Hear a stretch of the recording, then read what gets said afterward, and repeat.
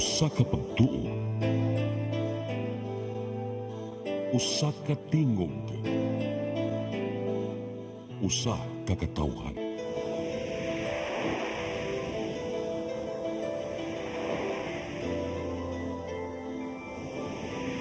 Cebu Catholic Television Network.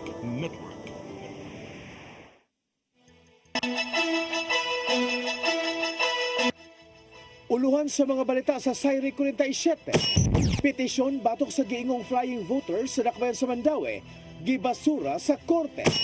Doktor sa Lapu-Lapu City Hospital, gireklamo sa 18 anyos ng pasyente. Nulan 15,000 ka mga kwalipikadong magtutudlo og principal, i-deploy sa DepEd karong tuiga. Nulan 300 milyones ka pesos nga balor sa illegal nga drogas, gisunog. Sugbo, Kabisayan ug Mindanao, Pilipinas ug katawhan kutos maabot sa tong Sibya sa tibuok kalibutan mayong hapon. Live kita karon sa CCTN Channel 47 ug kini ang tulumanon sa nagunang kasayuran nga angay natong masayran. Sa nga ni Attorney Danica Caballes, ako si Dennis Tabar ug kini ang Sayri 47.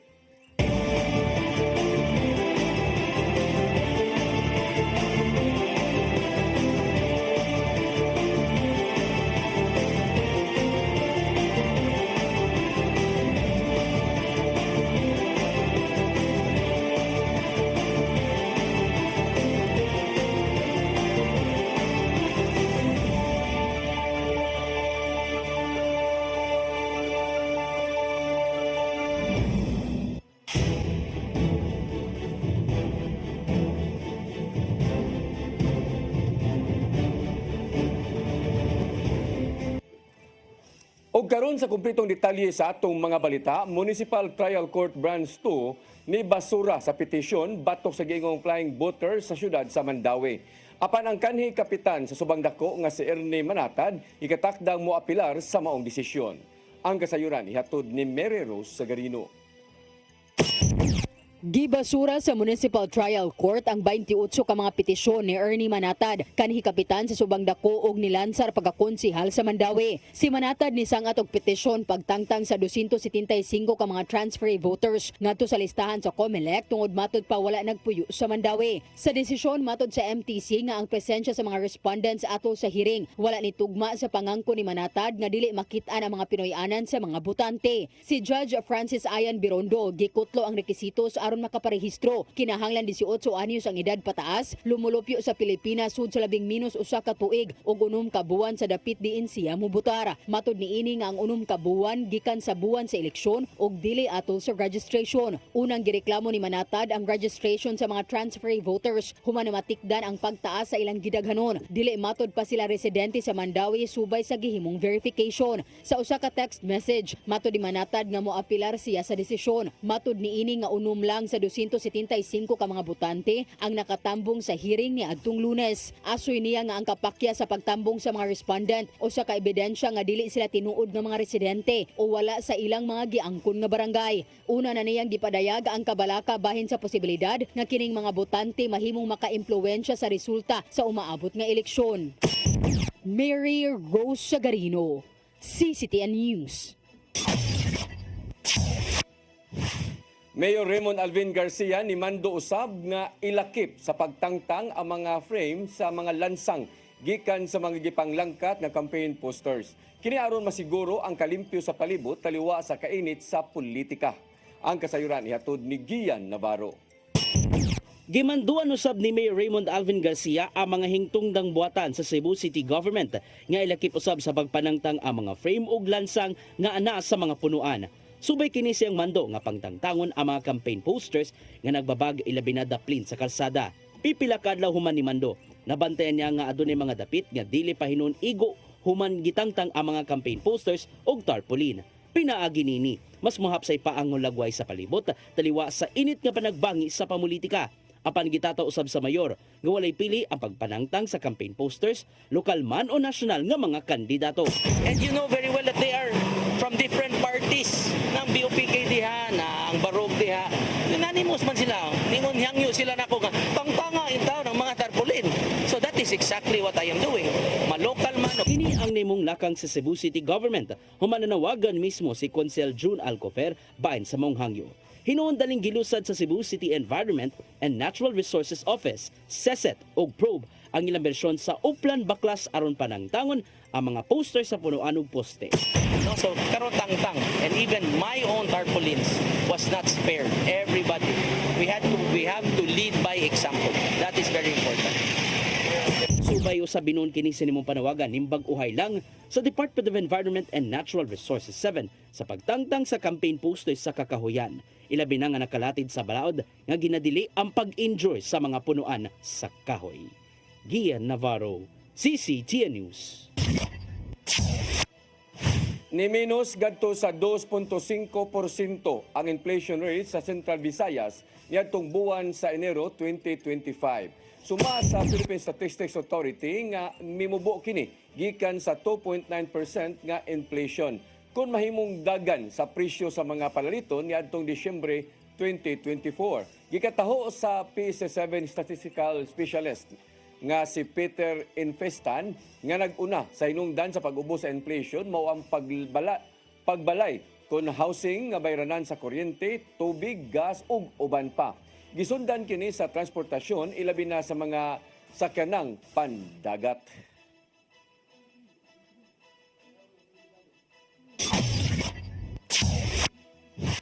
Dieciocho anyos nga pasyente sa Lapu-Lapu City Hospital nipadayag siyang social media account sa iyang bati nga kasinatian sa Tambalanan atol sa iyang pagpanganak. Ang post nakaani kini og mga nagkadayang reaksyon samtang gipaimbestigar na usab sa Tambalanan ang reklamo. Ang kasayuran ihatod ni Cristel Joy Filerca.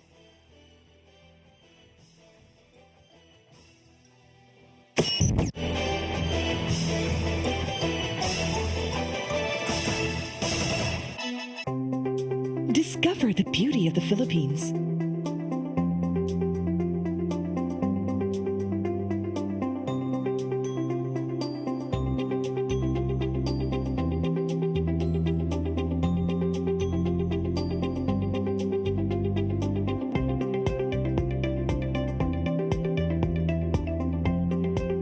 With Philippine Airlines, the country's flag carrier.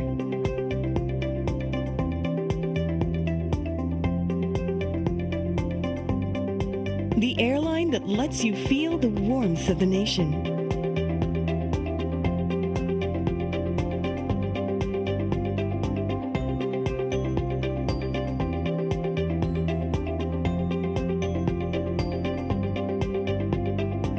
Mabuhay!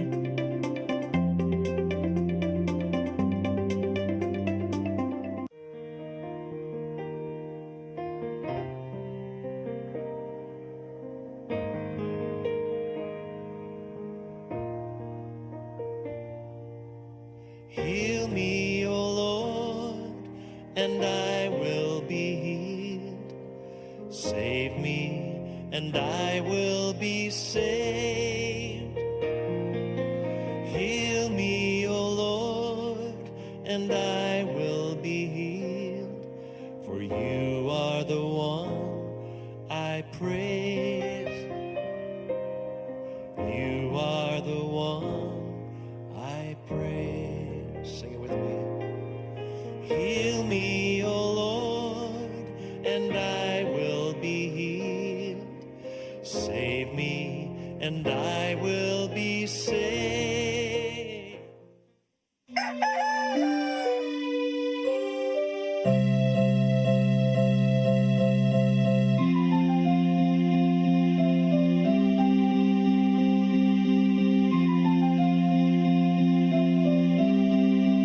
Wala na may dita, ma. Palud, ma. Sorry ma'am, na-late ko. Nangita pa mong gugod para internet sa kong anak ma'am.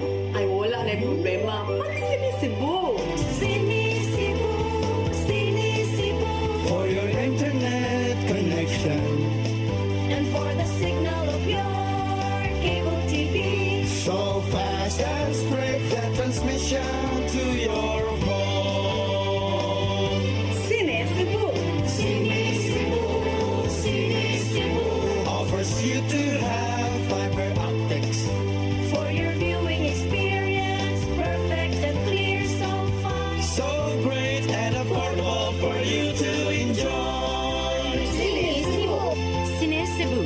Television Network Incorporated offers fiber to the home broadband internet bundled with fiber to the home cable TV connection. Cine Cebu Television Network Incorporated with its operation in Metro Cebu and the whole province of Cebu soon. And affordable for you to enjoy. Cine Cebu. Ben Zubiri, kompositor, artista sa bantawan, pelikula o radyo. Mas nailhan sa ngang Iyo Carbo. Si Ben Zubiri ang isuwat sa way kamatayong awit matod nila.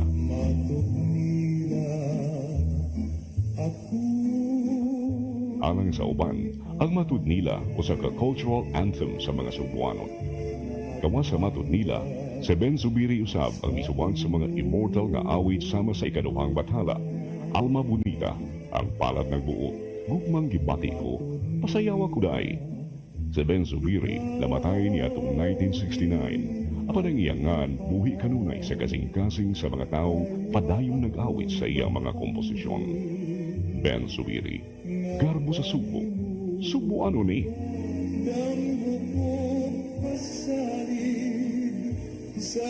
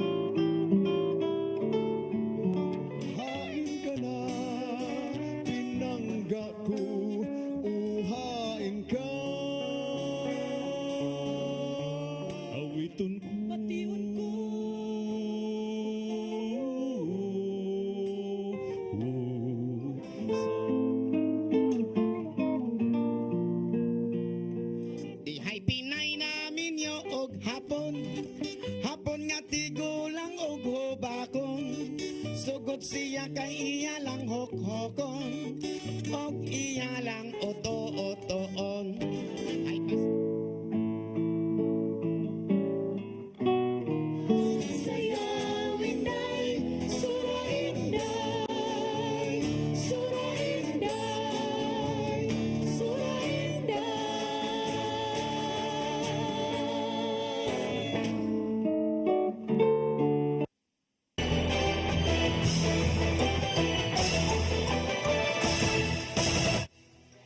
Gibalik na sa Pasig City Jail si Kingdom of Jesus Christ founder Apollo Kibuloy. Human nagpaalim sa tambalanan tungod sa pulmonya. Matod sa Bureau of Jail Management and Penology nga pinasubay kini sa mando gikan sa Pasig City RTC Branch 159, human nakita ang kahimtang sa panglawas sa kontrobersyal nga pastor.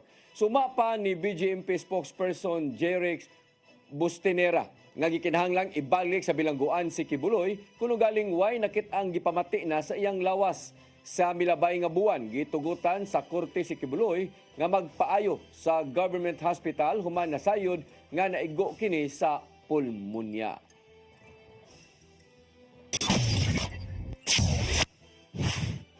Samtang sa lain nga balita, pagpaambit sa Asian Tradition Medicine gikan sa mga eksperto sa panglawas gipahigayon dinhi sa Sugbo nga gipasugdahan na hinuon kini sa Kapitolyo sa tinguha nga pamahimuslan ang alternatibong matang sa pagpanambal.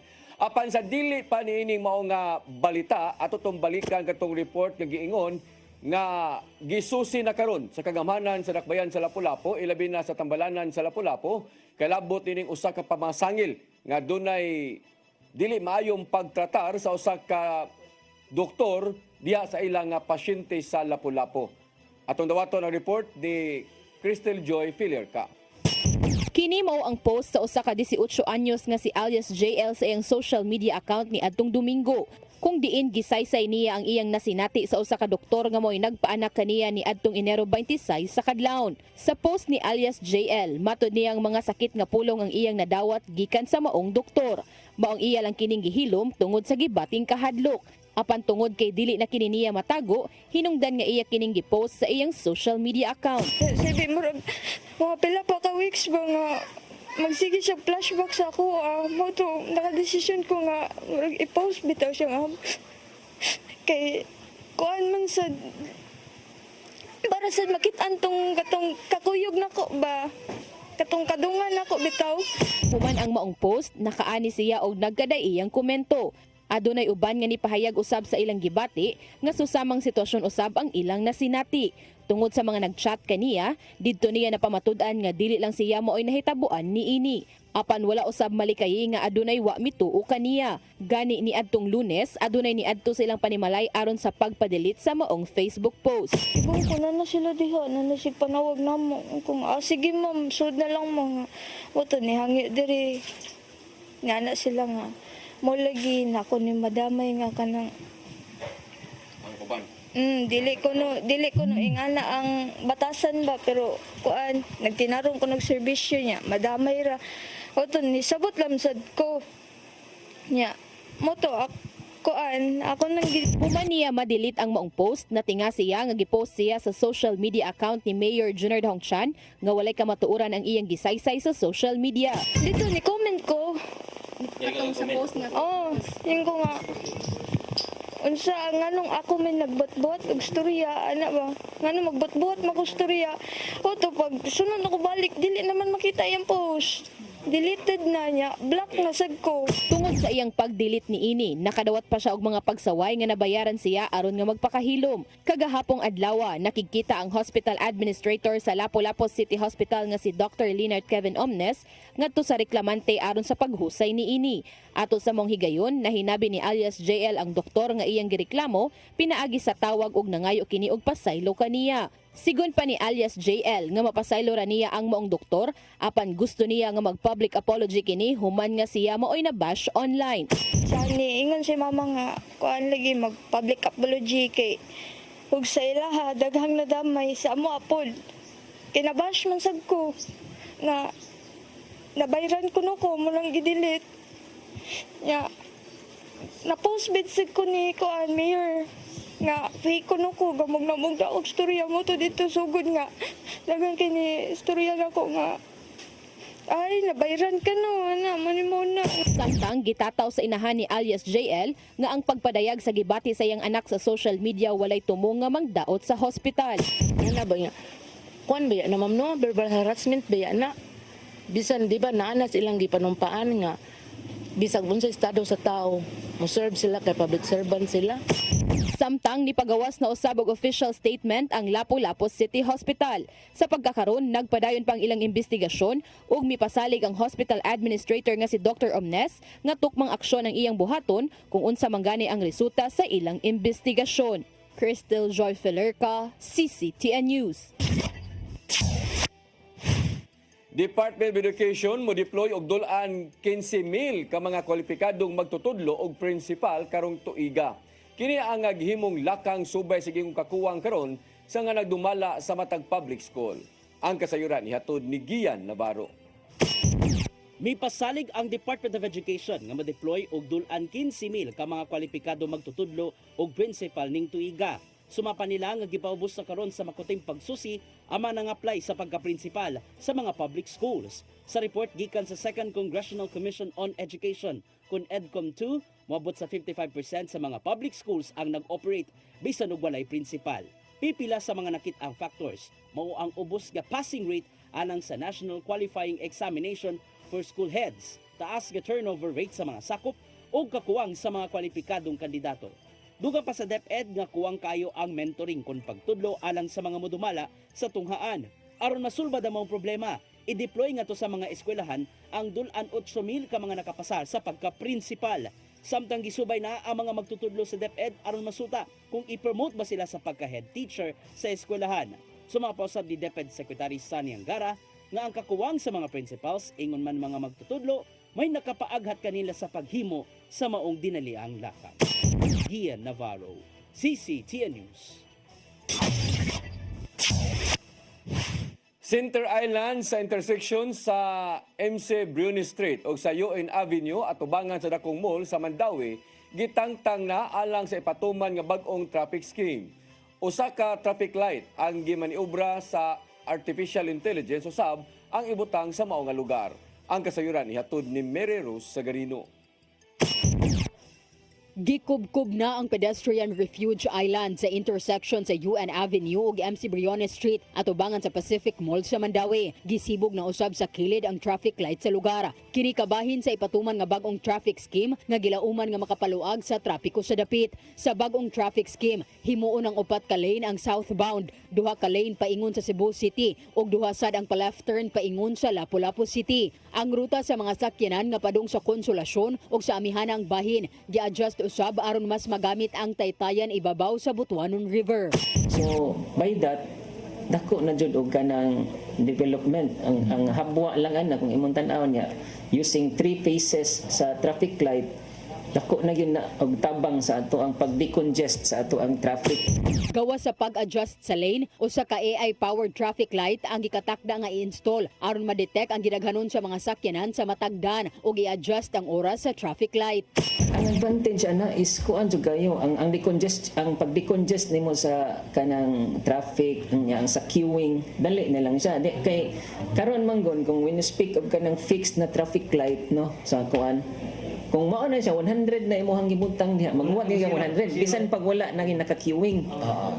Maghuwat gyud ana nga mo zero na siya. Unlike kung adaptive siya kung iya man na mura man sa ganang mura na siya in effect mura na siya kanang personnel diha sa tunga nga kung makita niya nga wala na naka-queuing iyang igo.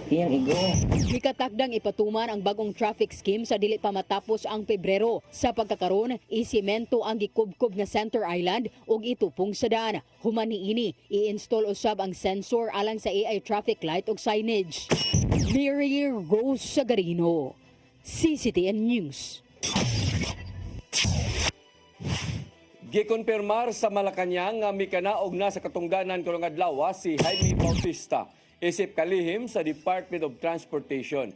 Matod ni Executive Secretary Lucas Bersamin nga tuyong mibiya si Bautista aron hatagan og pagtagad ang iyahang panglawas.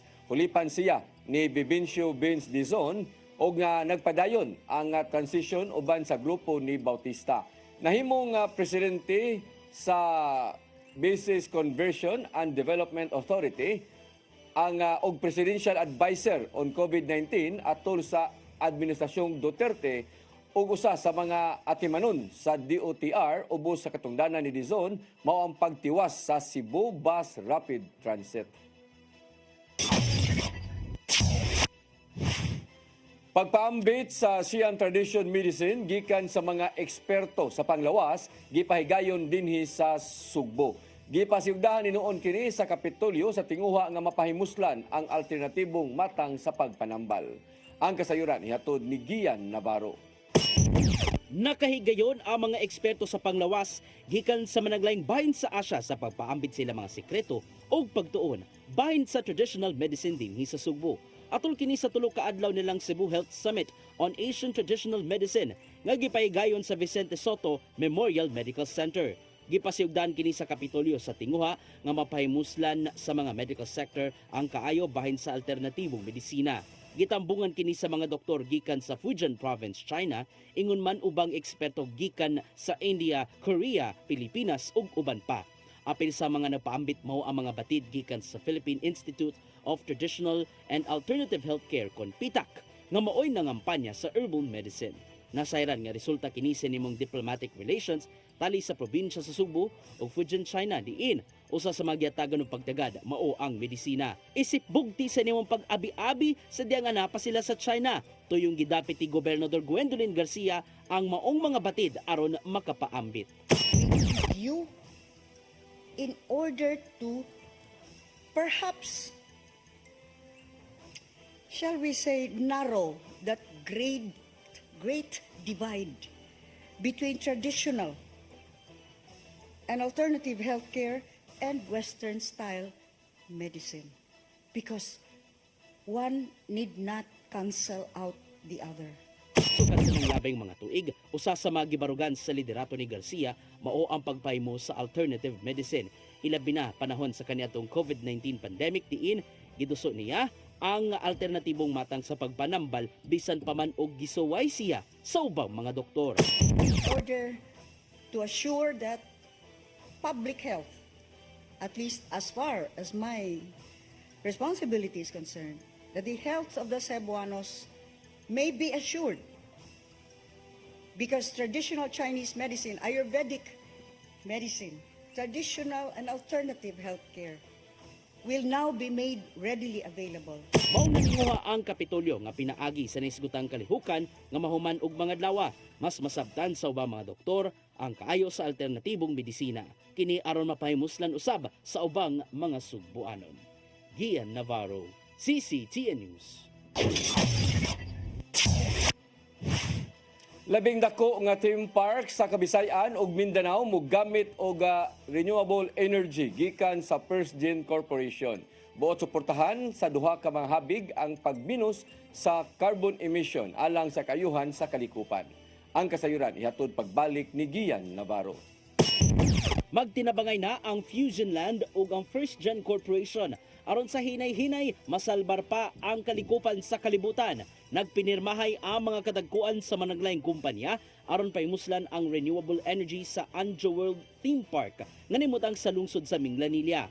Muabag ang First Gen sa paggahin og hangtod 750 kilowatts nga kuryente gikan sa ilang geothermal source sa Visayas aron magpadayon ng operasyon sa labing dagkong theme park sa Visayas ug Mindanao. Apil usab sa makapaymo sa renewable energy ang ubang mga establishmento sa 3.5 hectare nga luna gikan sa Belmont Group. Giulagway sa kadagkuan sa Fusion Land ug Anjo World nga dako og tabang among inisyatiba aron makaabag sa pagpanalipod pa sa kalikupan. Pinagi kini sa hinay-hinay nga paglikay sa mga naandang tinubdan sa kuryente sama lang sa krudo ug uling. We all know that First Gen is the biggest supplier of renewable coming from geothermal in the country. I think, if I'm not mistaken, it's about 30%, 35% of the entire country is supplied with First Gen. Paimuslan usab sa Anjo World ang advanced kakaymanan gikan sa First Gen aron masubay ang konsumo sa gigamit nga kuryente pinagi sa remote energy monitoring. Matod sa habig sa First Gen nga igo lang nilang gisuportahan ang mga kliyente nga nisuporta usab sa ilang kausa nga mao ang hinlo nga tinubdan sa kuryente. For, as you said, like-minded customers. Customers who share the same values as we do.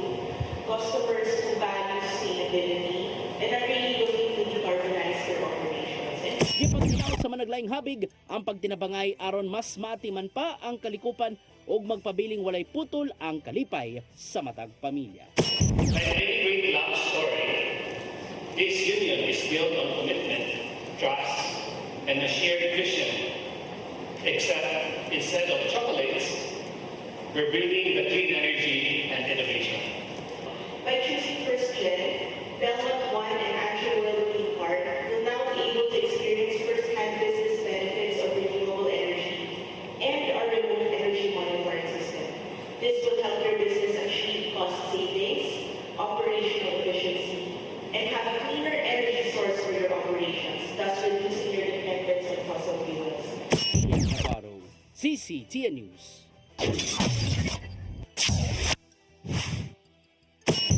Mosunod, dulan 300 milyones ka pesos nga valor sa illegal nga drugas gisunog.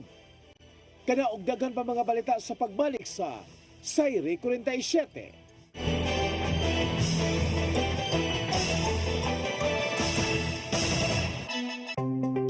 Discover the beauty of the Philippines.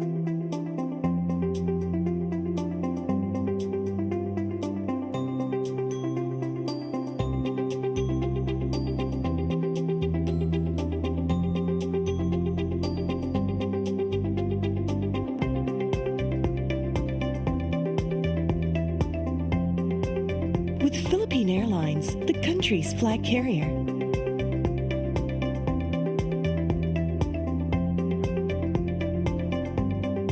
the airline that lets you feel the warmth of the nation.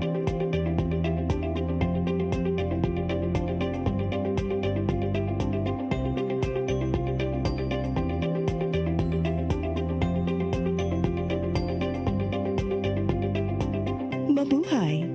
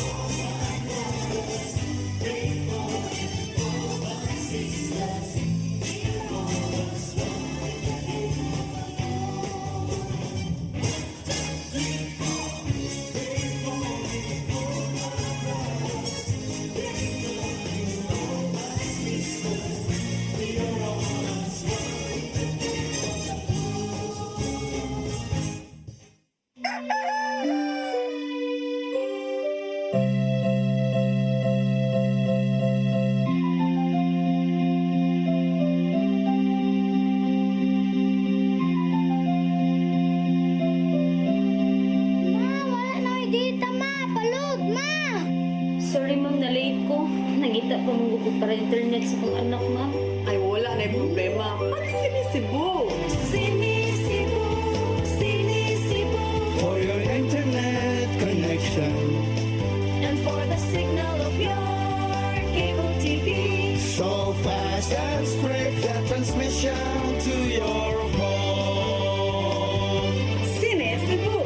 Sinisibo, sinisibo.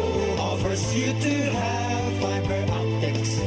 For your viewing experience, perfect and clear, so fast. So great and affordable for you to enjoy. Cine Cebu Television Network Incorporated offers fiber to the home broadband internet bundled with fiber to the home cable TV connection. Cine Cebu Television Network Incorporated with its operation in Metro Cebu and the whole province of Cebu soon. And affordable for you to enjoy. Sinisibo!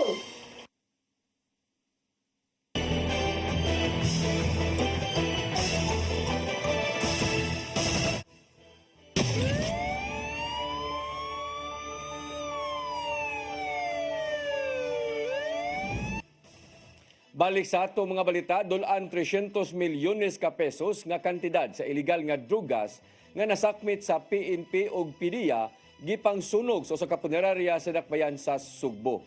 Ang kasayuran ihatod ni Arnold Bustamante. Moabot sa 284.9 milyones ka pesos nga balor sa illegal nga drugas nga nasakmit sa Philippine Drug Enforcement Agency 7 o Police Regional Office 7 ang gisunog sa thermal facility sa Cosmopolitan Funeral Homes. Apil na niini kadto nga 25 kilos nga shabu nga suway nga gipalusot sa pantalan sa Sugbo sa kay sa barko nga gikan sa Masbate. Matod PDEA 7 Director Alex Tablate nga ang mao nga illegal nga drugas dunay pagtugot sa mga korte nga may naghupot sa kaso. Kinilang gihimo aron pagpakita sa publiko nga dili tinuod ang pagduda sa katawhan ang ilang makuha nga illegal nga drugas ilar kining i-recycle ug ibalik sa kadalanan nga may hinungdan nga dali mahurot ang supply sa illegal nga drugas. To do away with kanang mga chismis nga asa na pud na padung, taling mabalik na pud na diri sa ground. So to do away with that, this is how we do it.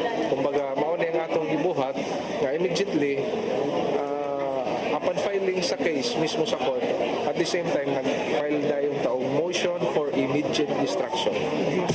Secretary General Rodrigo Maranan, ang hepe sa Police Regional Office 7 ni pasabot na dinaghan ang ilang nga masakmit nga illegal nga drugas tungod kini sa maayong pagigtambayayong sa duha ka ahensiya nga mao ang PDEA ug ang PNP. Mipasalig si Maranan nga ang ilang sumsum nga kampanya batok sa illegal nga drugas magpadayon aron nga kining mga sindikato nga nagpadagan sa illegal nga drugas mapuhag ug mahimong luwas aga mga monopolyo sa Central Visayas. This is our first distraction for 2025, and rest assured that our efforts will continue until the day that these drug syndicates will be gone and our communities are really safe from the harms and perils of illegal drugs. Dugang ni Maranan nga magpadayon usab ang ilang supply ug demand reduction nga may main program sa PNP. Di nang ilang gihimo mao ang pagsakmit sa dinaghan nga supply sa illegal nga drugas aron dili na kini makaabot pa ngadto sa kabaranggayan. Giangkon sa PRO7 Director nga lahi na karon ang mga tigamitan sa illegal nga drugas sanglit ang uban kanila wala na kahadlok ka mopakita diha sa social media nga naghingo sa illegal nga drugas. Hinuon ang kapulisan ug ubang tinugyanan sa balaod dali nila kini nga marakpan ug napasakaan dayon kini og kaso sa korte. Mayawag siya sa publiko likip na sa media nga tabangan sila sa ilang kampanya pagpaabot sa katawhan kung sa isang putanan sa paggamit sa illegal nga drugas. Mga media partners, we are appealing to you that you help us. No? You help us change the mindset of our people. No? Makikita natin ngayon in TikTok and Facebook, very blatant yung ginagawa ng mga drug pushers and drug users ngayon. They even show themselves in a video clips that they are using drugs. And fortunately, matyaga yung ating mga law enforcers. In a matter of days, pag nag-post sila na nagda-drug sila, in a matter of days, nahuhuli natin, nare-ready natin yung bahay, napapaila natin ang kaso, at naipakulong natin. Kini ang labing unang distraction sa illegal nga drugas karon tuiga ug bisaan ang PDEA 7 nga sa mosunod nga mga buwan ilan na usab nga gub-on ang ubang mga ebidensya nga naa sa ilang kustudiya nga dunay pagtugot sa korte. Arnold Bustamante, CCTV News. Upat ka mga notadong tulisan o akyat bahay na sikop sa entrapment operation nga namaligya og dili lisensyado nga armas. Mga dinakpan miangkon nga sila ang responsable sa tulis sa tisa sa miaging semana nga magmotor. Ang kasayuran ihatod ni Arnold Bustamante.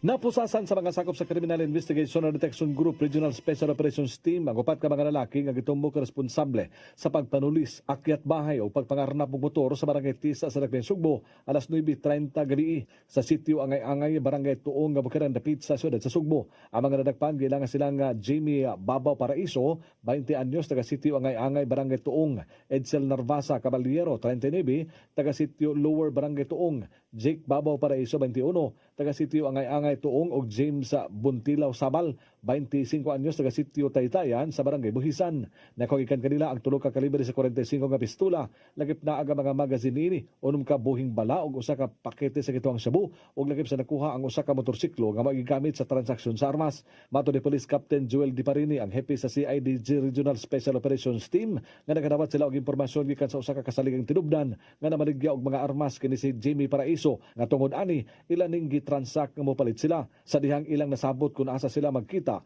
ila dahil nga gilusad ang entrapment operation ug ilang unang nadakpan aga magsuong Paraiso ug Caballero. Samtang si Sabal nakasibat dala ang smash nga motorsiklo apan nadakpan raw sab ni sa gihimong follow-up operation. February 12 gabi alas 9:30 PM nag-conduct may bypass operation. Ang subject na mo kani si James Paraiso. Nga iso happen na during sa kandak ug bypass operation na si kuyog kaning tulo. Nga mo to pag na consummate na nakuhaan ni nato sila ang katong duha nakuha na tog duha ka armas sa tituyang mga kuyog. Back up to niya katong sa nakadagan kato si James. Mo niya na follow up nato nakuha nato siyang balay. Ang background investigation sa CIDG sa Minnesota nga daghan na day kayo og reklamo ang mga residente sa buhisan ug sa tisa tungod kay sila ang gitumbok responsable sa mga pagpanulis akyat bahay kawat sa mga piso wifi ug ubang pangmatang sa krimen. Si Jimmy Paraiso usab ang itudlong nga responsable sa pagtulis sa usa ka biktima sa barangay Tisa din ang maong insidente nakuhaan kinig video sa mga semana ug gi-upload sa social media sa kapitan sa mga barangay. Pag during sa interview na to nila, na-found out na to, nakaturing motor gigamit, karnap sa dito.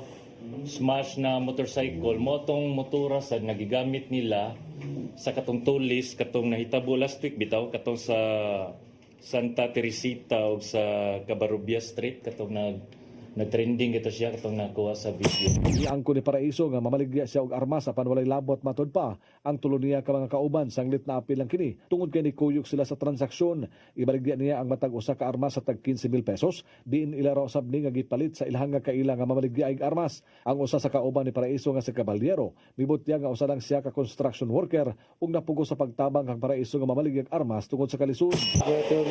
Armas do ko among kuan Armas. Armas. Bas do ko may mom. Inyo to armas? Asa to gikan? Sa arami ko ma'am.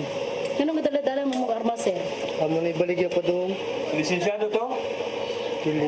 Kabalo mo nga kwarto, dakunon. Oo. Unsa ni trabaho ninyo son? Wala, trabaho lang construction. Unya, Mato nga, gidaman ko sa akong kauban. Mato tabang sa mudda sa atong armas. Lagi siyang giangkon nga manulis siya og mangawat sa mga balay nga ilang gusto nga sakon o sa siyang nabiktima ang usa ka babae dito sa Tisa nga nakuhaan niya og cellphone ug kwarta. Wa mo na involve ang sir kaning hunda mag-hold up, mag-akyat bahay, wala mo na involve na. Na-involved ko. Kapila man sir. Moro to sir. Kay ma'am kanang nakitaan sa TV mo moro to. Na nakita sa CCTV. Dugang ni Di Parining nga ang motor nga ilang nakuha mao kadto ang gigamit sa pagpanulis ni Paraiso sa Tisa nga positibong gila sa biktima. Miawhag ang CIDG sa mga nabiktima sa mga suspitsado nga modangop silang buhatan aron na madugangan ang ilang kaso nga giatubang. Nya mo to ato lang gikon katong mga biktima ni sir na pwede sila mari sa opisina sir para ma-file na tong kaso sa katong mga tulis na kuha nila. Ang operasyon kabahin sa flagship program sa CIDG nga maong Oplan Paglalansag Umiga ang kampanya nga nagukod sa mga loose firearms kalapasan sa Republic Act 10591 kun illegal possession of firearms, comedic gun ban ug ang Republic Act 9165 kun possession of illegal drugs ang atabangon nga kaso sa mga suspitsado. Arnold Bustamante, CCTV.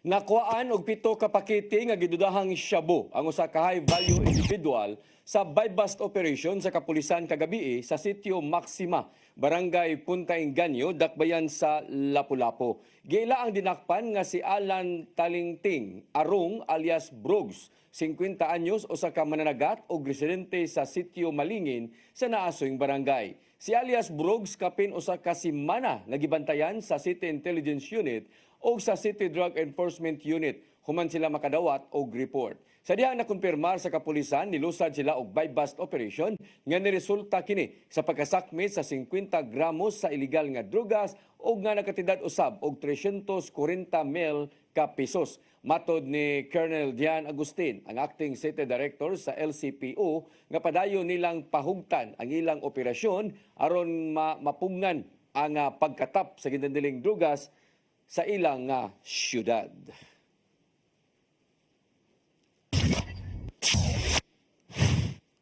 Mao kadto naglangkob sa atong mga balita sa Sayre 47 sa nga ni Attorney Danica Caballes, ako si Dennis Tabar. Hangtod ugma dinhi gihapon sa inyong paboritong tulumanon, Sayre 47.